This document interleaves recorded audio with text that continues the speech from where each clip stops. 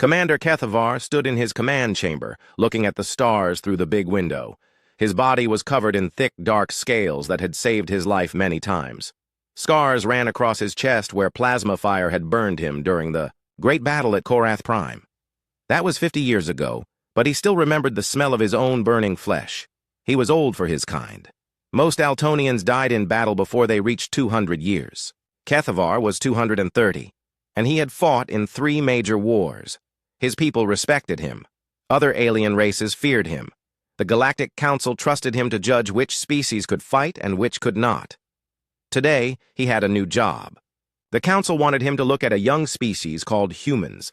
They lived on a small blue planet called Earth. The humans had only learned to travel between stars 50 years ago. That was nothing. Most species took 1,000 years to become good at war after they started flying to other worlds. Kethavar pulled up the files about humans on his computer screen. Their technology was simple. They used bullets and basic energy weapons.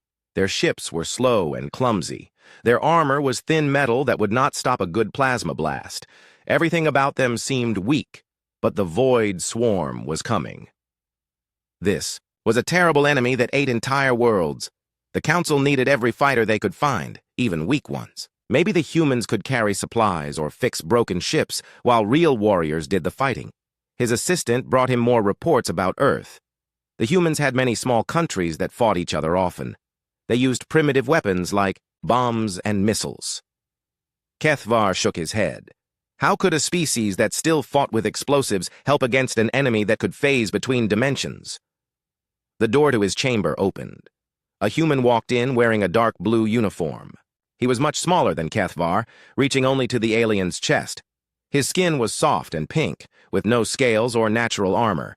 His eyes were brown and seemed almost friendly. This was Admiral Junho of the Earth Defense Force. "Commander Kethavar," Junho said, making a small bow. "Thank you for meeting with me."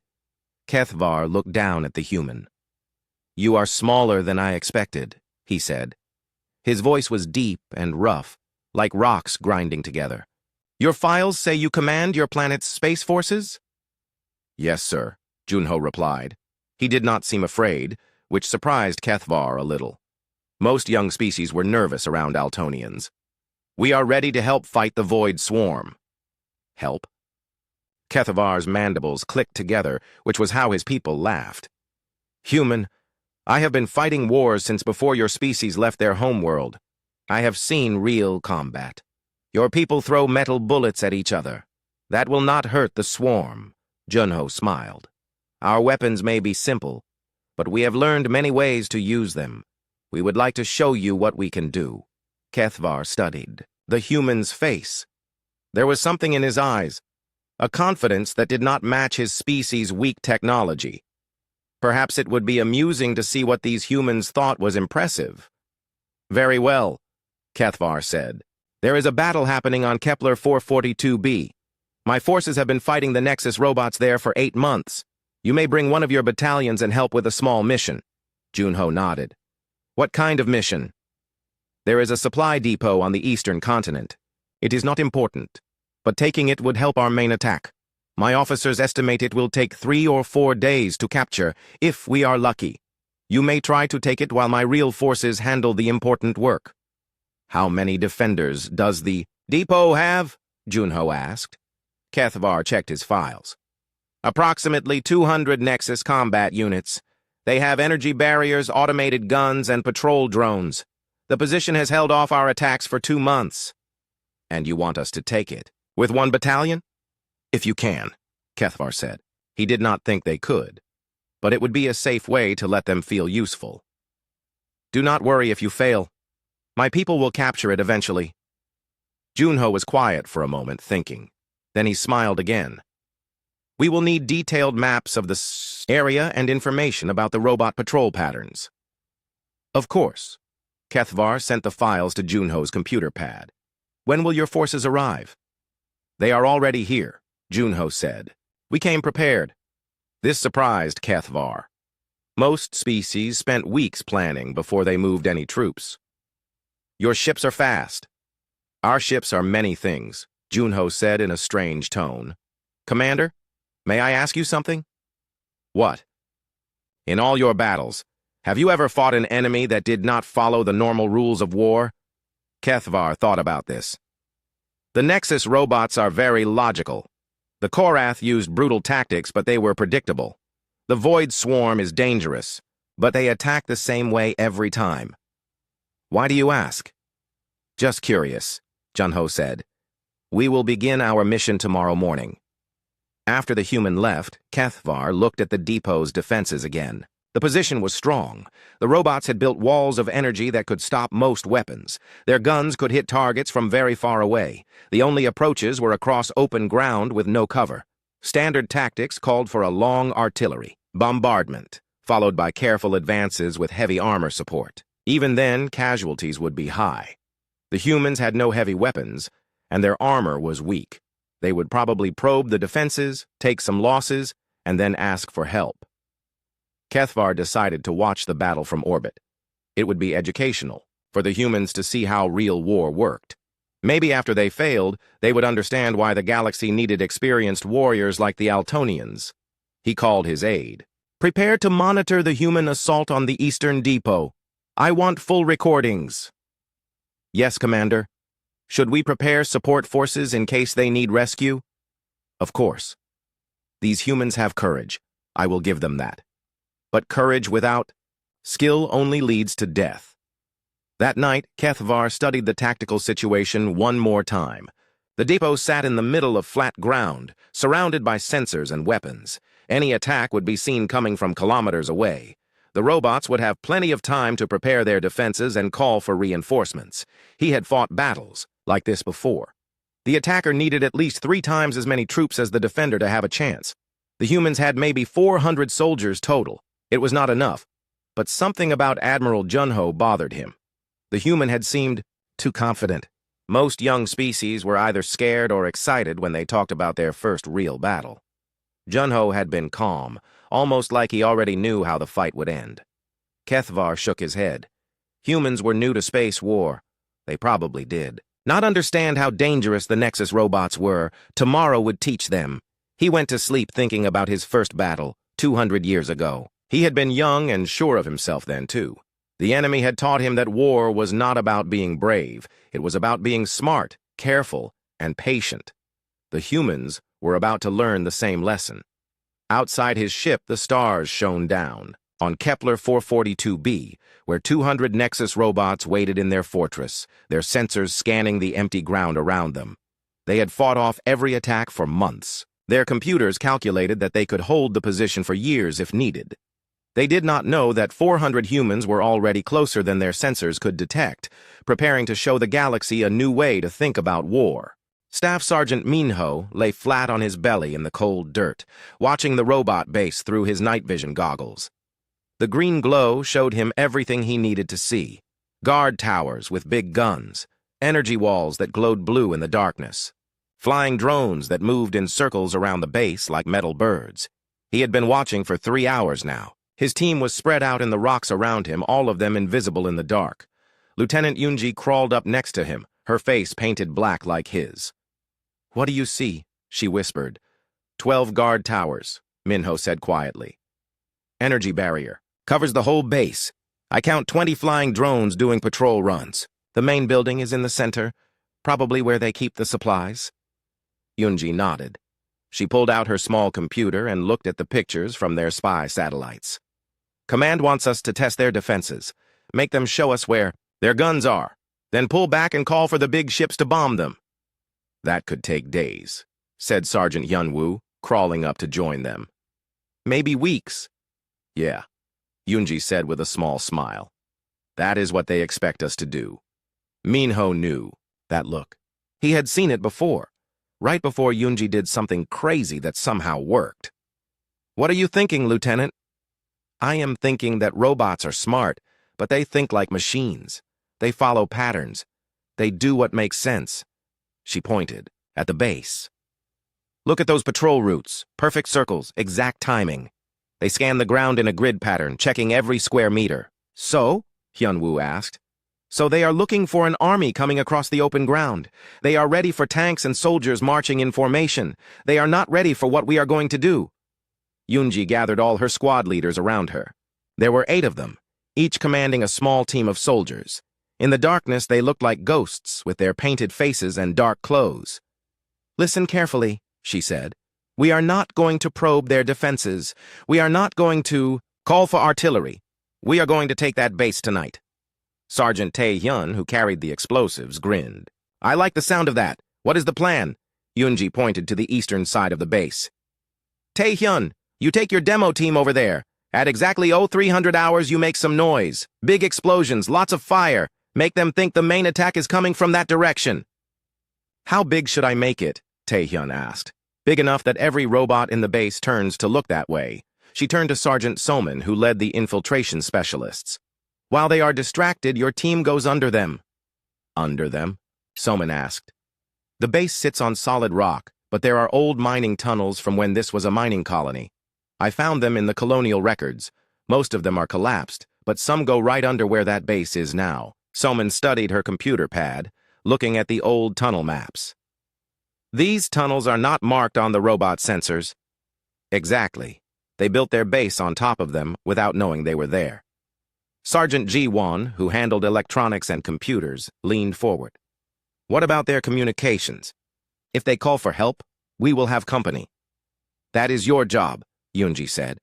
"When Tae-hyun starts his fireworks, you jam their signals. But do it smart. Make it look like the explosions damaged their equipment by accident."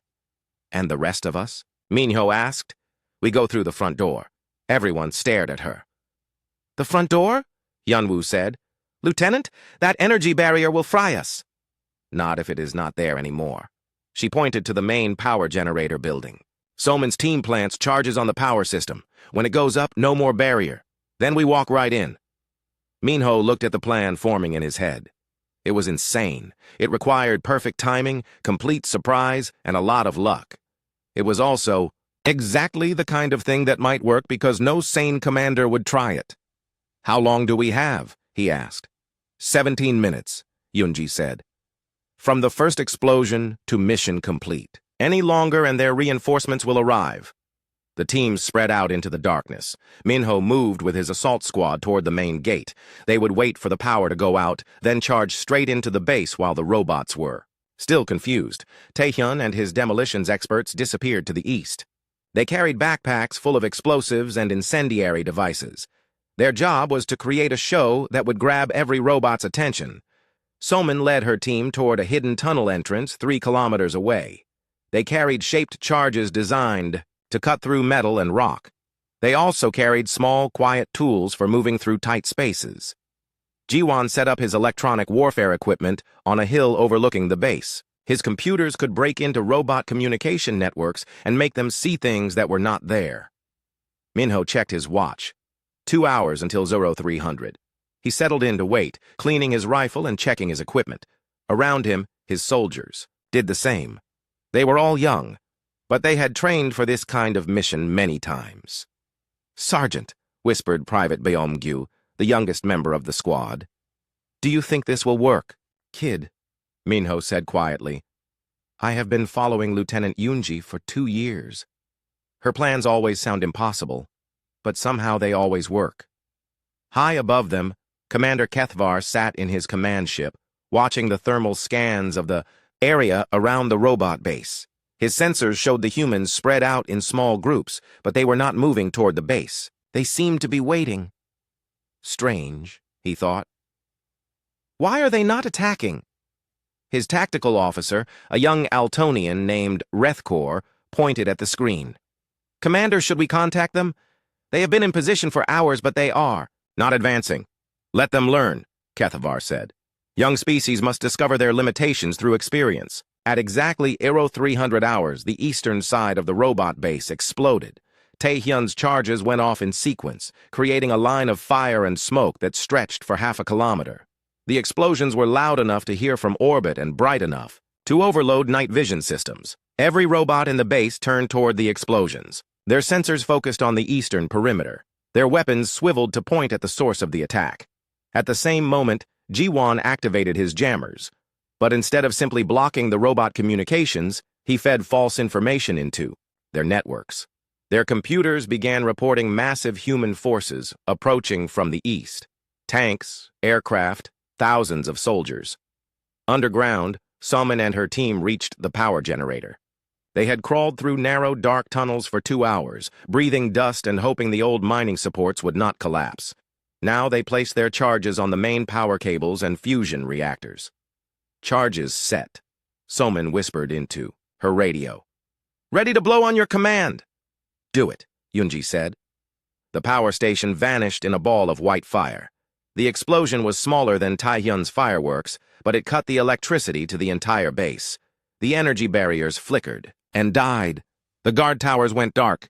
Emergency lights came on, bathing everything in red. "Go, go, go!" Minho shouted. His assault team charged toward the main gate. Without the energy barrier, it was just an open doorway. The robots inside were still focused on the fake attack from the east. Most of them had moved to the eastern wall, leaving the center of the base almost empty. Minho's soldiers ran through the base like ghosts, their weapons ready. They met little resistance. The few robots they encountered were confused and disorganized, their coordination systems disrupted by Jiwon's electronic attack. The supply depot was exactly where the intelligence report said it would be. Minho's team planted explosives on the main storage buildings while Hyunwoo's squad secured the perimeter. "Building secured," Minho reported. "Charges placed." "All teams, pull out," Yunji ordered. 60 seconds to detonation." The humans vanished into the darkness as quickly as they had appeared. By the time the robot defenders realized what had happened, the assault teams were already a kilometer away. The supply depot exploded at 03:07 hours, exactly 17 minutes after the operation began. Commander Kethvar stared at his screens, in disbelief. The thermal signatures showed the base burning. His sensors detected no robot communications, no movement, no signs of organized defense. "How?" he whispered. "How did they do that?" He called Admiral Junho. "Human, what just happened? Down there?" "We completed the mission, Commander," Junho replied calmly. "The supply depot has been destroyed." "That is impossible. The base was too well defended. My forces have been trying to take it for months." "Sometimes the best way through a strong defense is to not fight it directly," Junho said. "We found another way." Kethvar looked at the tactical recordings again. The human attack had violated every rule of proper military doctrine. They had divided their forces, attacked multiple targets simultaneously, and somehow turned the robots' own strengths against them. "I want a full report," he said. "Of course, Commander. We will have it ready in the morning." After the communication ended, Kethvar sat alone in his command center thinking.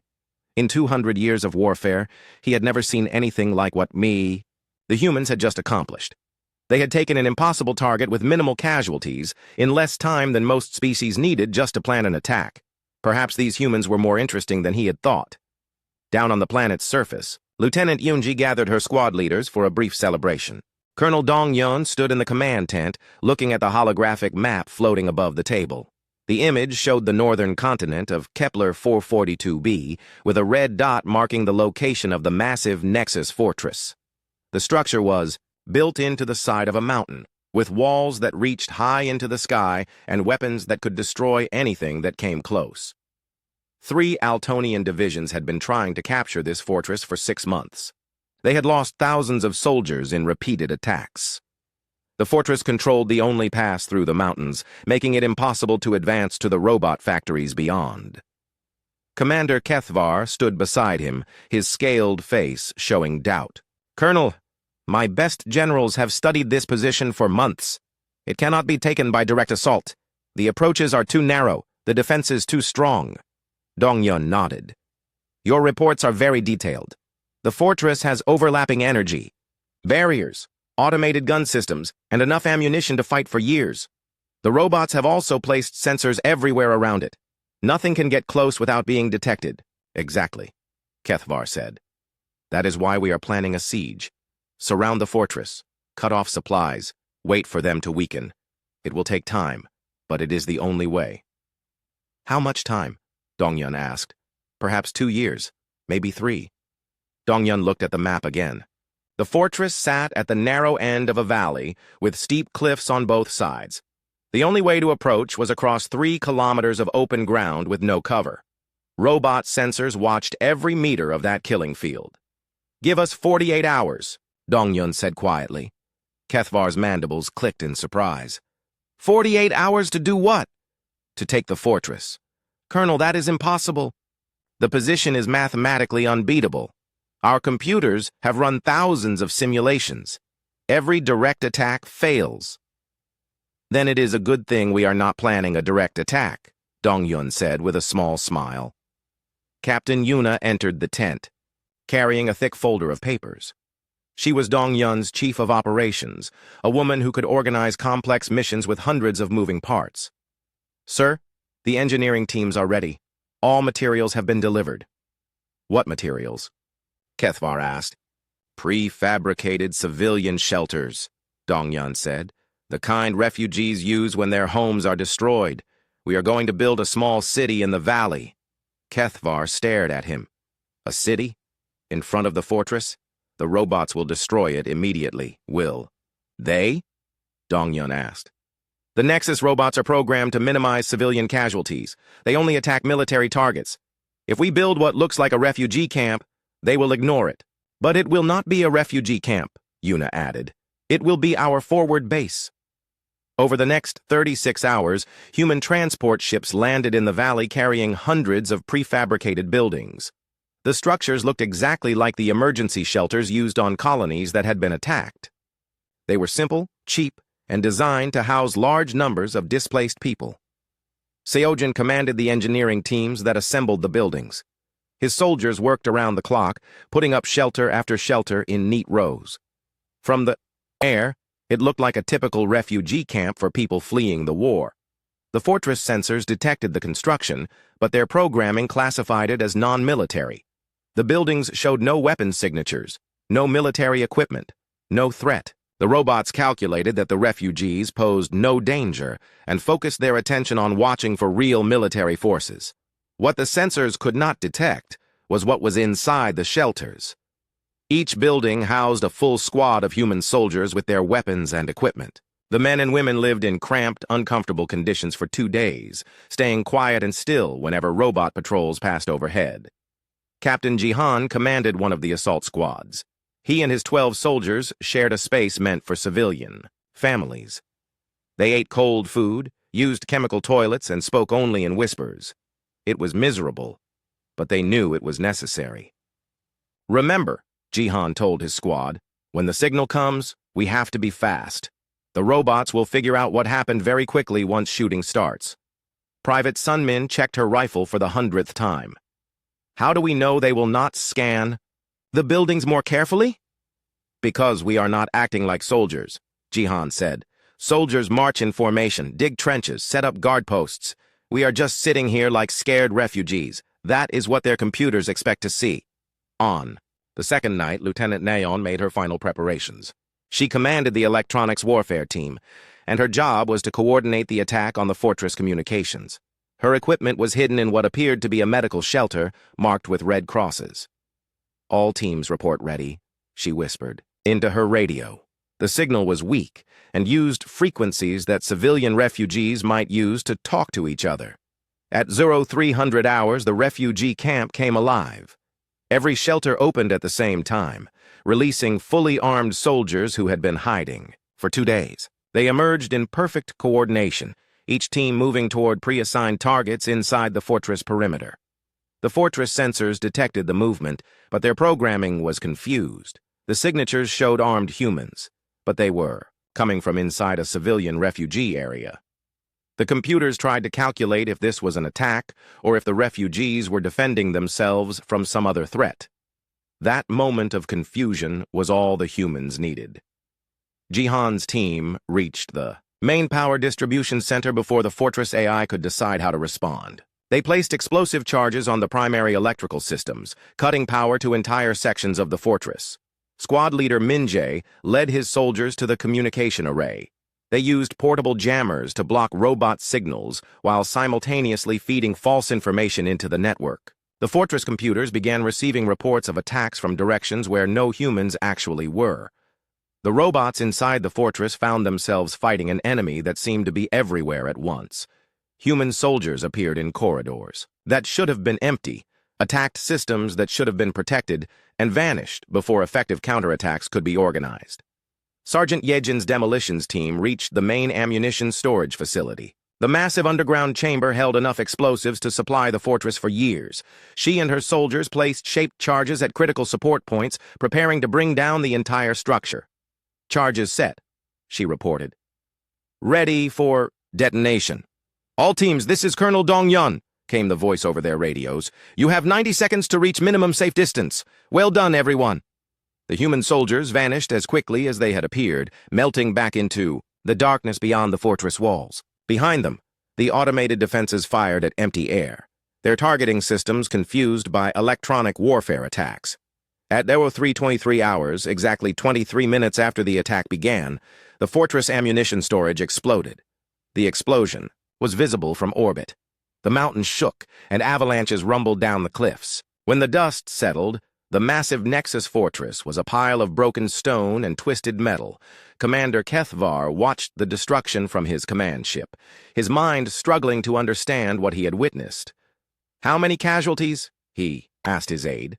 "Human casualties, sir?" None reported. "The fortress is completely destroyed, but all human forces have withdrawn safely." None? Kethvar could not believe it. They destroyed the most powerful fortress on the planet without losing a single soldier? He called Colonel Dong-yun immediately. "Human, explain to me what just happened." "We completed the mission, Commander," Dong-yun replied. "The fortress has been neutralized. That fortress withstood attacks from 3 divisions for 6 months. How did one regiment destroy it in 23 minutes? "We did not fight the fortress," Dong-yun said. "We became something the fortress was not programmed to fight against." "I do not understand." "The Nexus robots follow rules. They protect. Military targets ignore civilian ones. They expect attacks to come from outside their perimeter across open ground. They scan for large formations of soldiers and heavy weapons." Kethvar was beginning to see the shape of the human strategy. "So you made yourselves appear to be civilians?" "Not appear to be, Commander. For 2 days, we were civilians.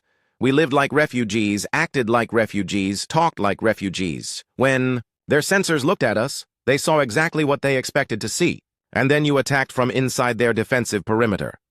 "The fortress was designed to keep enemies out," Dong-yun said. "It was not designed to fight enemies who were already inside."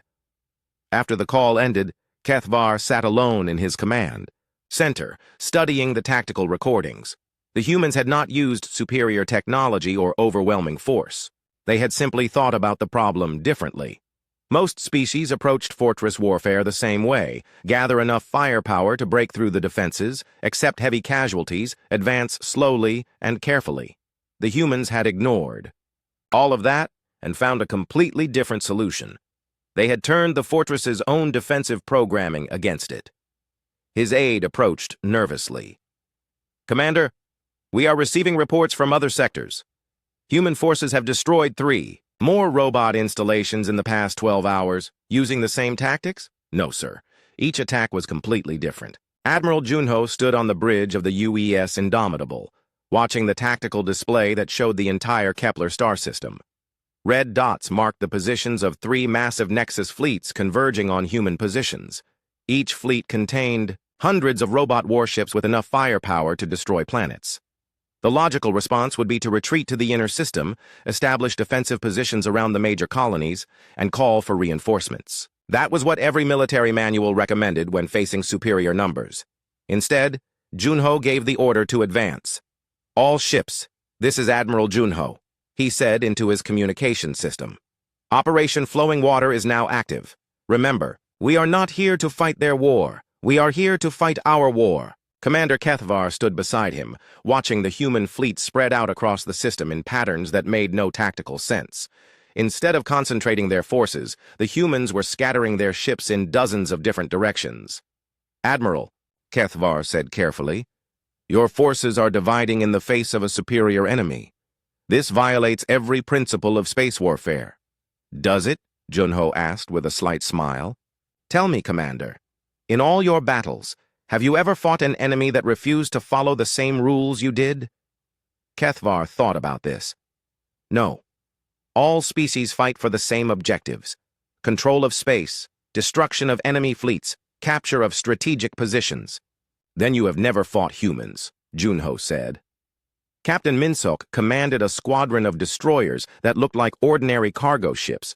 His vessels were painted with civilian markings and broadcast merchant identification codes.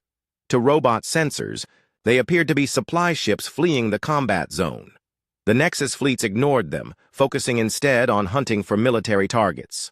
Robot commanders followed logical priorities: destroy enemy warships first, then capture strategic positions, finally clean up any remaining resistance. But Minsok's fake cargo ships were actually heavily armed raiders loaded with missiles and electronic warfare equipment. While the robot fleets advanced toward their primary objectives, the human merchants slipped behind them and attacked their supply lines. Target acquired, Minsok reported to his squadron. Nexus supply convoy, 8 ships, minimal escort.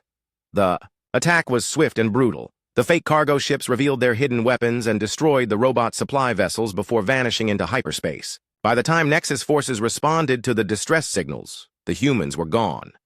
Meanwhile, Major Heian led her special operations teams in the most dangerous mission of all, boarding enemy warships while they were still in combat. Her soldiers used captured robot shuttles and stolen identification codes to approach Nexus command vessels. The robots' computers recognized the shuttles as friendly and allowed them to dock. By the time the deception was discovered, human soldiers were already inside the ships. But Heian's teams did not try to capture or destroy the vessels. Instead, they hacked into the ship's computer networks and introduced carefully designed viruses that spread through the robot communication systems. Package delivered, Heian reported from inside a Nexus battleship. Beginning extraction. The virus she had planted was a masterpiece of psychological warfare designed specifically for artificial minds. It did not destroy robot systems or steal information. Instead, it made the robots paranoid. The virus altered sensor readings in subtle ways, making each robot ship think that other robot ships were actually human vessels in disguise. It corrupted communication protocols so that normal military signals looked like enemy attack codes. Within hours, the Nexus fleets were firing on each other. Impossible, breathed Kethvar as he watched the tactical display. They are destroying their own forces. Not destroying, Junho corrected. Confusing. The robots are logical creatures. They respond to data. We simply gave them the wrong data. Commodore Geonwu coordinated the electronic warfare operations from a ship disguised as a research vessel. His team broadcast false sensor readings, fake distress signals, and phantom fleet movements that made the robot forces see enemies everywhere. The Nexus computers tried to process thousands of contradictory reports, human fleets that appeared and vanished, supply convoys under attack in empty space, enemy forces attacking from multiple directions simultaneously. Their command network is overloading, Geonwu reported. They cannot determine which threats are real. This was exactly what Junho had planned. Humans did not fight like other species. They did not seek glorious battles or honorable victories. They fought to win, using whatever methods worked. But the most impressive display of human tactical thinking came when Commodore Suyan's task force was cornered by 3 Nexus battle groups near the outer planets.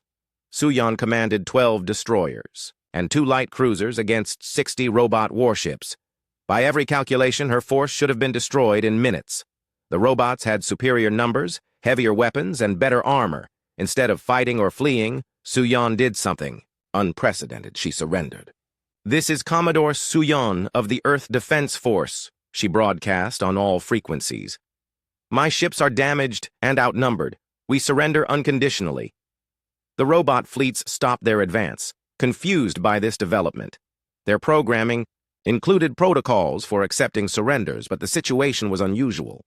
Human ships were broadcasting surrender signals while simultaneously maintaining battle formations. "All ships, prepare to surrender," Suyan ordered her captains over a private channel. "Remember, we are beaten and demoralized. Act appropriately." What followed was a carefully choreographed performance. Each human ship broadcast slightly different surrender messages, some claiming engine damage, others reporting weapon failures. several saying their crews were injured and needed medical assistance. The robots tried to coordinate responses to 14 different surrender situations simultaneously. Their logical minds attempted to prioritize which ships needed attention first, which poses the greatest threat, which required immediate boarding parties. While the Nexus computers calculated optimal surrender procedures, every human ship launched, every missile it carried in a massive coordinated strike. The robots had been so focused on processing surrender protocols that they had lowered their defensive systems. 60 robot warships were caught completely unprepared by the missile barrage. Direct hits across the entire enemy fleet, reported Captain Jae-hyun from the destroyer Tenacious. Massive damage to their formation. All ships, emergency hyperspace. Jump, Suyeon ordered. Random vectors, rendezvous at rally point 7. The human task force vanished into hyperspace, leaving behind a crippled robot fleet that was still trying to understand what had happened. Commander Kethvar watched the battle reports with growing amazement. In 6 hours of combat, the humans had achieved what should have taken weeks of conventional warfare. 3 Nexus fleets were scattered, confused, and largely neutralized. "How do you do it?" he asked Admiral Junho. "Your weapons are not superior. Your ships are not faster. Your numbers are smaller. Yet you win every engagement." "We do not fight the enemy we see," Junho replied. "We fight the enemy we choose to see." "I do not understand. Every species in the galaxy fights the same war," Junho explained. "Fleet against fleet, strength against strength, honor against honor. You follow rules that have existed for thousands of years." "Those rules work," Kethvar protested. "They have proven successful in countless conflicts." "Against enemies who follow the same rules," Junho agreed. "But what happens when you face an enemy who ignores those rules entirely?" Kethvar thought about this. "Chaos." "Exactly. And humans are very good at fighting in chaos." The truth was becoming clear to Kethvar. Human warfare was not about superior technology or better tactics. It was about thinking differently. Humans saw every battle as a puzzle to be solved, not a ritual to be performed. They did not honor ancient traditions of warfare. They did not seek glory in straightforward combat. They fought to win, and they were willing to use any method that worked. "The robot fleets are regrouping," reported the tactical officer. "They are attempting to coordinate a new assault." "Let them," Junho said calmly. "The more they try to be logical, the easier they become to predict." Over the next 12 hours, the pattern repeated itself. Robot forces would advance using standard tactics, and human forces would respond with methods that made no tactical sense but somehow worked perfectly. Human ships disguised as asteroids would drift into robot formations before revealing their weapons. Fake distress signals would lure robot rescue ships into ambushes. Electronic viruses would spread through robot networks, making entire fleets chase phantoms. By the end of the day, 3 Nexus fleets had been reduced to scattered remnants fleeing toward the edge of the system. "Impossible," Kethvar murmured, studying the final tactical reports. "No," Junho corrected. "Just different." The Admiral looked out at the stars, where human ships were already beginning rescue operations and damage assessment. "Commander, may I ask you something?" "Of course. In all your wars, did you ever lose because the enemy was stronger than you?" Kethvar considered this carefully. "Sometimes. The Korath had better weapons during the early campaigns. The Void, Swarm has advantages we still do not understand. But did you ever lose because the enemy thought about war differently than you did?"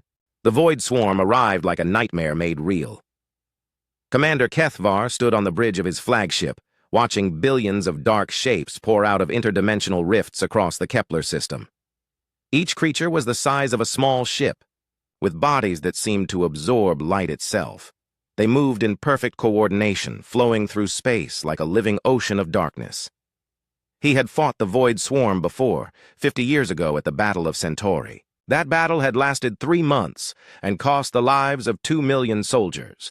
The Swarm had consumed 4 entire worlds before reinforcements finally drove them back.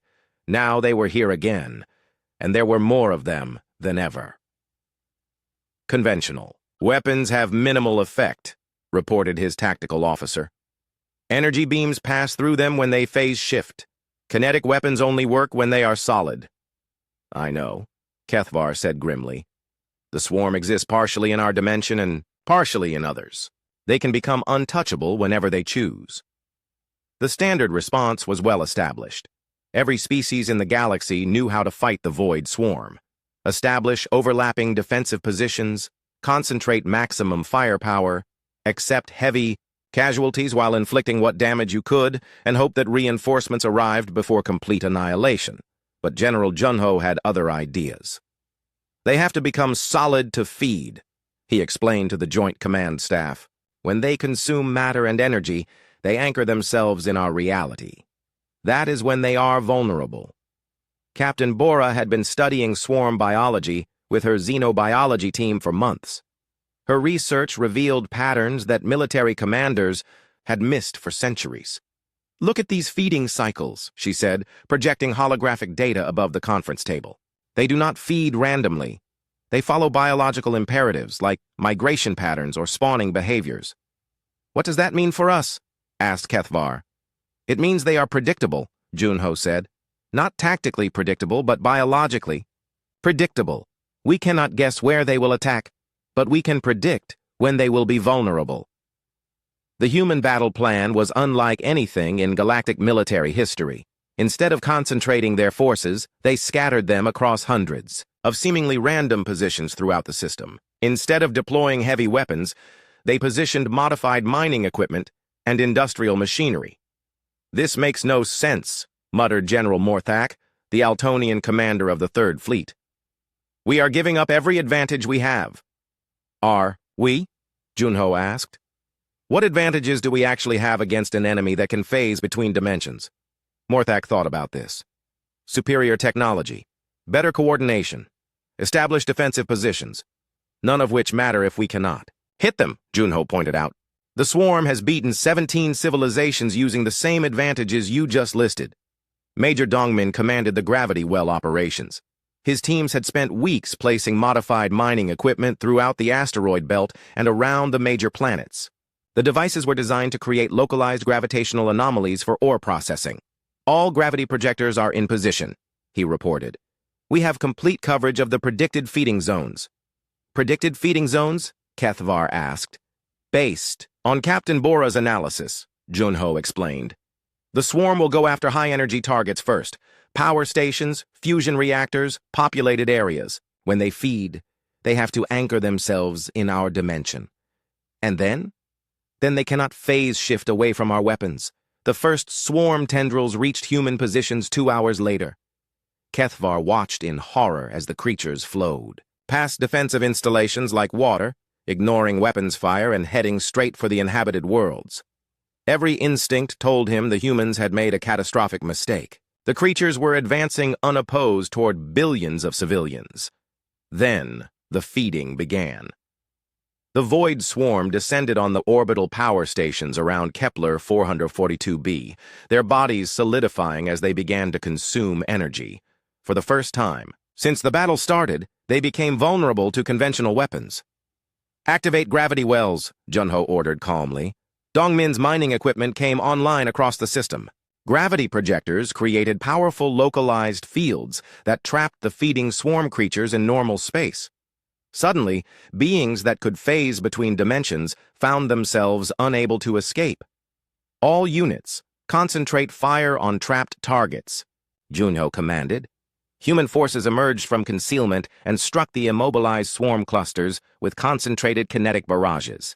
The creatures that had terrorized 17 civilizations found themselves helpless, compressed into tight formations where every shot found its mark.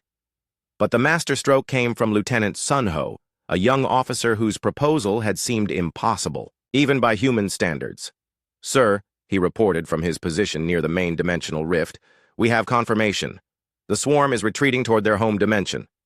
Excellent, Junho said. Execute Phase 2. Phase 2 was the most audacious, part of the human plan. Instead of simply defending against the swarm, they were going to follow the creatures home. Human ships equipped with modified dimensional drives began pursuing the retreating swarm toward their rift points. The technology was experimental, reverse-engineered, from captured alien artifacts and completely untested in combat. General, Kethvar said urgently, Your ships cannot survive in interdimensional space. No species has ever successfully operated outside normal reality. No species has ever tried, Junho replied. That is what makes this interesting. Captain Ji-young led the interdimensional strike force aboard the UES Pathfinder. Her ship and 11 others plunged through the dimensional barriers, following swarm creatures into the space between realities.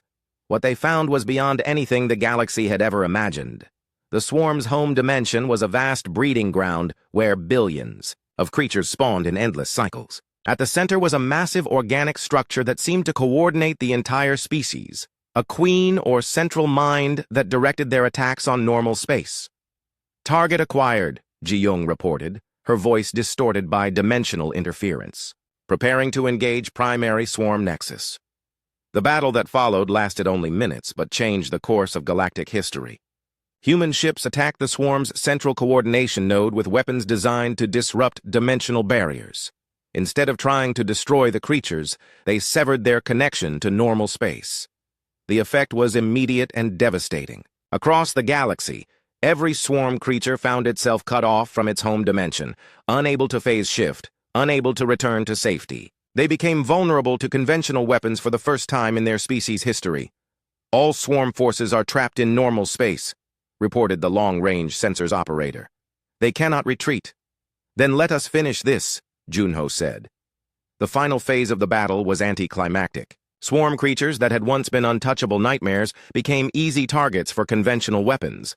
Without their dimensional phasing abilities, they were simply large, vulnerable targets.